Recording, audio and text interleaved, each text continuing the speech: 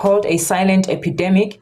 Its effects are being seen on a global scale, and the main concern is unsafe listening practices. With sound levels in concerts or nightclubs at 105 to 110 decibels, it's cause for worry. And exposure to those sounds for more than 5 minutes can damage your hearing permanently. You might not notice it immediately, but in later years you might need to ask for repetition more frequently, and you might need to increase the volume of your television. By then, the only recourse would be some kind of hearing aid.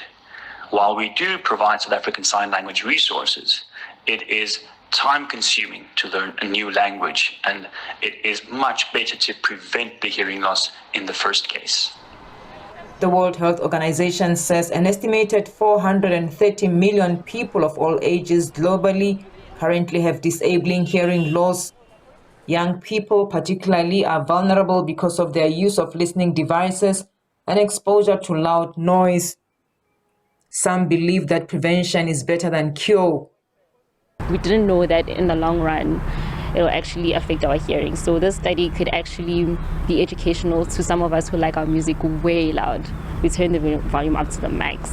It shows people the risk that is at hand, and it can help them to determine if they should change their ways or if they should listen to less harder music or try to avoid places with loud sounds and loud music and everything. And because of COVID, we had to spend a lot of time being at home, using earphones for meetings and all that. So I think it will be very educational and ultimately educate society to say that yes, it's fine listening to your music, but as long as the volume is not too high, because that's where the danger comes in.